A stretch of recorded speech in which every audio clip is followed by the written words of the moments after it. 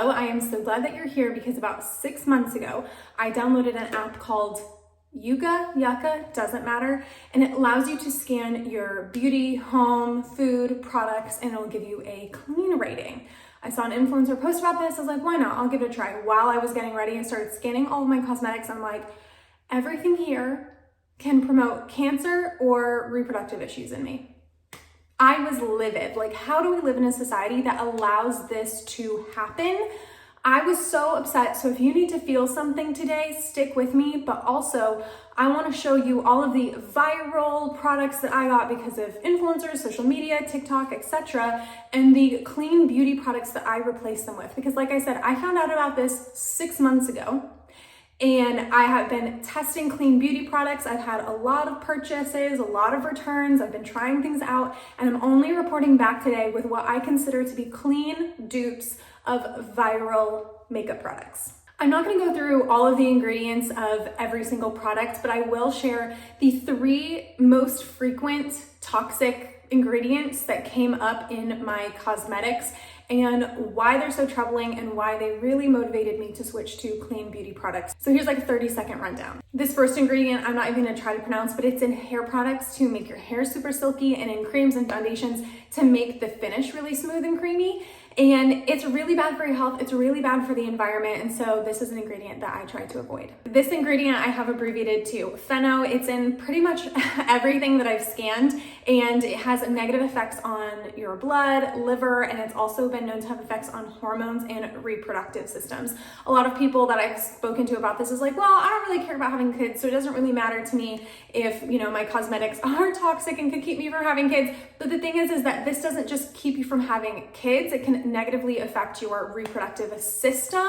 That obviously means your menstrual cycle and a lot of other health aspects that come from that. The third really frequent ingredient that I found is BHT. BHT has been found to have negative effects on your thyroid function, sex hormones, infertility, and development. Like, I'm so sorry if a product makes me look really, really pretty. It doesn't even matter if it's literally affecting my hormones, it's affecting my ability to reproduce, it's affecting my ability to reproduce well.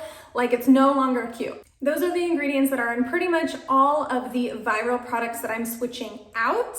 Let's go through them and I'll share my clean dupes, because there are also some products in clean brands that are not super clean. Let's start with concealers. I loved the Hourglass concealer. Unfortunately, it's toxic, so I have replaced it. I tried lots of different concealers, like maybe 4 different ones, and my favorite one is the Ilia concealer. I've ordered it twice now. That's what I'm wearing right now. I'm gonna get a different shade though, because this one was not my best. I went a shade lighter on the one that I reordered most recently. But I love this so much. I do just wanna say though that the Charlotte Tilbury, what is it called? Beautiful Skin Radiant Concealer is also clean. And this is just a good reminder that, like, don't just pick up products because they're a clean brand or avoid products because it's not a clean brand. You really want to look at each product individually, because Charlotte Tilbury's concealer was clean, but a lot of their other products, which I will show you in here, are not clean. Let's move on to foundation. So I wore the Maybelline Fit Me foundation for like 10 years. I absolutely loved it. I love that it's matte because I'm kind of a shiny girl. It's very toxic. It's going away. Had to break up after 10 years. I am sad about it. I tried lots of different concealers, and my favorite one is the Crunchy Beauty foundation. I'm gonna put it on right now. This is another one where I've reordered it because, as you can see, I'm really going through this one, and I'm gonna go a shade lighter, but I've been wearing this for months and it's been fine. What I love about this foundation is that it's pretty full coverage. I found that most clean beauty brands have like a skin tint or something like that, like not a full coverage foundation. And I'm like, where's the full coverage for the girlies who don't want to be toxic but actually need all the coverage? And Crunchy Beauty's foundation is really good. I mean, look at that. Looks really good. One thing that's unfortunate about clean foundations is I have yet to find a matte clean foundation. So if you know one, please let me know in the comments. I'll show you my trick in a second for how I've been getting around this. But the Crunchy Beauty foundation has been like the least shiny for sure. The Charlotte Tilbury Hollywood Flawless Filter is clean as well. Again, you don't want to just go buy clean or not clean brands. You want to scan and look at the ingredients of each individual product. This one is clean. However, this one's just a little bit too dewy and shiny for me. I need a little bit of that shine control and it's not as full coverage. Okay, this is how I'm dealing with non-matte foundations. I've been using the Ilia finishing powder and it works pretty well. There are some, Crunchy Beauty has a finishing powder as well. I didn't compare prices yet, but I like this one. And I just do it around my eyes, T-zone, all that good stuff. You already know. But I really like it. I've reordered this one as well. Let's move on to face contour. Like every other woman on the internet, I was beholden to the Charlotte Tilbury contour wand. It's great. I was obsessed. I was like, I need to find something that's actually just as good, not just something that's clean. And I did. I love the Milk bronzer stick. I was a little unsure how a bronzing stick would go over the setting powder, but I actually saw a tutorial on TikTok of a woman doing it and she loved the results. So I don't want to put the stick directly on the powder, so I just put some on a little angled brush like this and dab it on. I am not like a makeup artist, so don't come for me. It always looks good in the end. I use the shade Blaze and it's been working for me. A little bit on the nose. Sometimes I like pinch the brush for like more precise application. There's no better blender than your finger. For blush, you already knew where I was going with this. I was obsessed with the Charlotte Tilbury blush, whatever wand.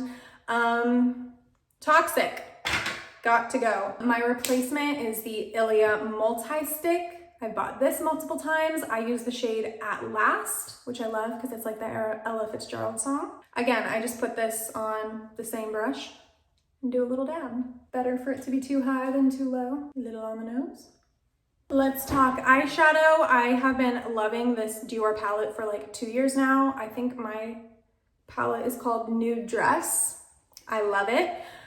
It's pricey, but I love that it has a mirror because I travel a lot. The shades are immaculate and according to the Yucca app, clean. If I was gonna get an eyeshadow palette from a clean brand, I wanna try the Ilia one because it has lots of like nudish colors, but this one I love. For eyeliner, I usually just take the darkest shade in my eyeshadow palette and a little angled tiny brush and draw on a little wing. Boom, she's coming back to life. Let's talk mascara because this is a little contentious for me. Again, 10 years, I use the telescopic L'Oreal mascara. I was obsessed. Toxic. So I searched high and low. Here's the thing. Here's the reason why I love this mascara. It's for the applicator. The applicator has just these tiny little spikes, okay? No giant brushes. The bigger the brush, the longer the lashes is not true. This thing collects every single. Are you kidding me? Awesome. We're actually just gonna let that dry. It just collects every single little hair on your eyelash. And so I was like, I need to find a mascara that has pretty much the same brush. I found the Beauty Counter one, and you guys, it's almost exactly the same. Are we gonna get this to focus? Okay, can you see how it's like the same concept, like little tiny spikes? That is what I need. And let me tell you, I have been liking the Beauty Counter mascara. The only con is that it does run more onto my under eyes more than the telescopic does, and that could be because my foundation is no longer matte. However, I saw this morning that this mascara has that ingredient that preserves, like it's the preservative, it's in here, so it's not 100% clean. So part of me is like, well, should I just use the telescopic if this isn't even 100% clean and I like this one better?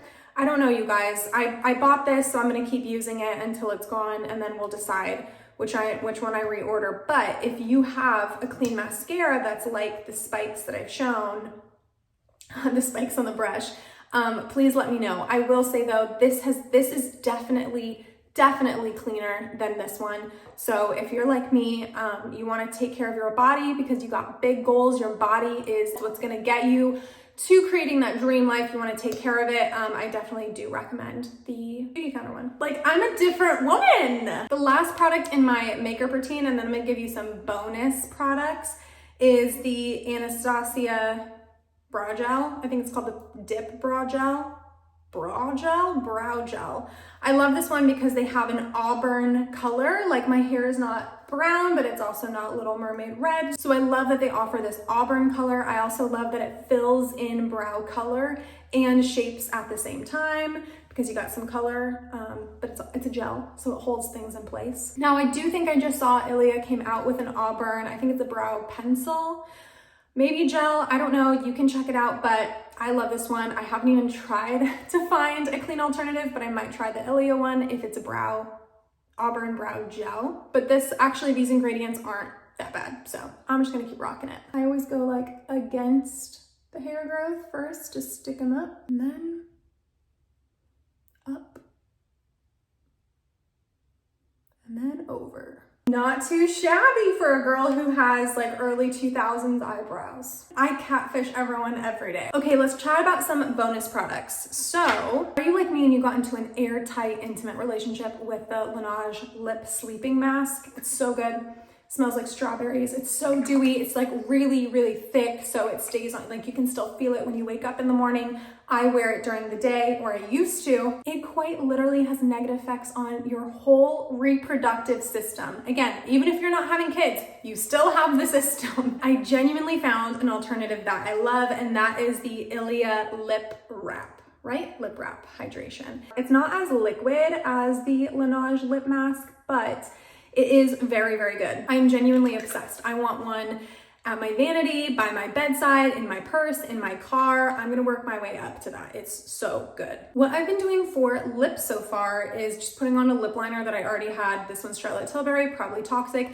I don't see a lot of clean lip liners. If you have one that you love, please let me know in the comments. I do feel like having clean lip ingredients is important because obviously you eat it, you consume it. And then I go in with the Ilia Lip Wrap, hydrated and cute. It's just a little hydrated, dewy, pouty, natural lip look. And that is my clean makeup look. All of the clean dupes that I have found for the viral cosmetics that I've been wearing for way too long. I genuinely feel more beautiful, hotter, sexier with clean ingredients on my face because I know I'm taking care of myself, and that's what my best self does. For a long time, I feel like we had to sacrifice quality in order for it to be non-toxic. Like you could kind of tell when someone was wearing clean beauty only. I look just as good as when I was wearing Charlotte Tilbury and that toxic Maybelline Fit Me concealer or foundation. You can too. I'll link everything in the description, but please let me know if you have any questions. It is truly atrocious to me that especially in America, there are basically no regulations on cosmetics, but we don't have to play their game. We make our own rules. We step into our best selves and call the shots for ourselves. I'm so grateful to all of these beauty brands for the absolute quality products they have created for us. I've also replaced all of my toxic skincare with clean dupes, so let me know if you want to see those as well. Thank you so much for watching. I'll see you soon.